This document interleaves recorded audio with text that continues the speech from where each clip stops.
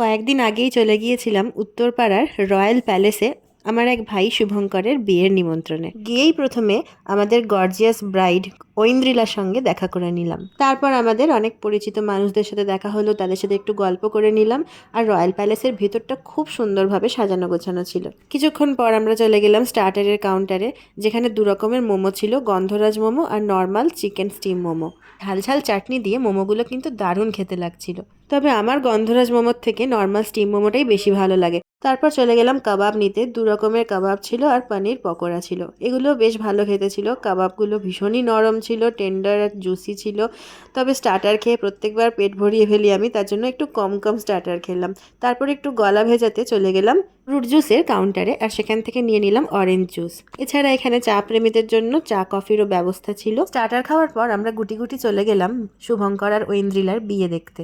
আমি আর আমার এই ভাই ছোটবেলায় একসাথে খেলাধুলো করে বড় হয়েছি, তাই আজকের দিনটা খুবই ইমোশনাল আর স্পেশাল আমার কাছে। এনিওয়ে, এবার আমাদের মেন কোর্স খাওয়ার পালা। প্রথমেই তোমাদের দেখিয়ে দিই মেন কোর্সে কী কী ছিল। আছে রুমালি রুটি, পমফ্রেট তন্দুর আছে, সাদা ভাত আছে, ভেটকি পাতুরি আছে, সেই সঙ্গে আছে মতি পোলাও। এই জিনিসটা নতুন আমার কাছে, আমি আগে কখনো খাইনি। আর এই যে সোস টপার, মাটন কোরমা, ভীষণই লোভনীয় দেখতে। আর যারা মাটন খায় না তাদের জন্য আছে চিকেন কষা। তাওয়া সবজি আছে, যেটা রুমালি রুটি দিয়ে খেতে খুবই ভালো লাগবে। ডেজার্ট আইটেমের মধ্যে রয়েছে অ্যাপ্রিকট চাটনি, এটাও বেশ নতুনত্ব আমার কাছে। তারপর রয়েছে পাঁপড়, আর রয়েছে রসগোল্লা, সেই সাথে রয়েছে রাবড়ি। রাবড়িটা এখানে ছোট্ট ছোট্ট বাটিতে তুলে রাখা হয়েছে যাতে হাতে করে নিয়ে খেতে সুবিধা হয়। সেই সাথে কুলফিও রয়েছে, আর রয়েছে পান।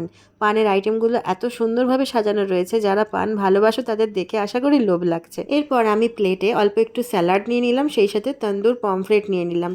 যে কোনো তন্দুর আইটেমে ওপরে পাতিলেবুর রস ছড়িয়ে খেতে কিন্তু দারুণ লাগে। যদি কখনো এভাবে না খেয়ে থাকো তাহলে একবার ট্রাই করে দেখতেই পারো।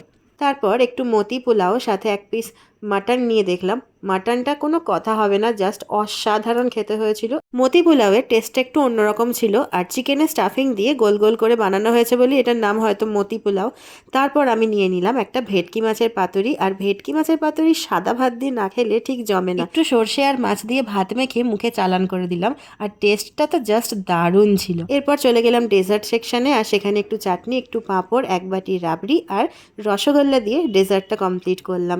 রসগোল্লাটা অমর মিষ্টান্ন ভাণ্ডারের, যারা খেয়েছো তারা জানো যে কতটা অপূর্ব খেতে হয় এখানকার মিষ্টি। একবার অন্তত উত্তরপাড়ার অমর মিষ্টান্ন ভাণ্ডারের মিষ্টি খেয়ে দেখতে পারো। আমার এক্সপ্রেশন দেখে বুঝেই গেছো যে কতটা ভালো লেগেছে আমার মিষ্টিটা। কুলফি ছিল দু রকমের, আর এখানে আমি দু রকমের কুলফি নিয়ে নিয়েছি। আমার বর আইসক্রিম খায় না, যার জন্য ওরটাও আমিই খেলাম আর আমারটাও আমিই খেলাম। দেখা হচ্ছে নেক্সট ভিডিওতে, বাই।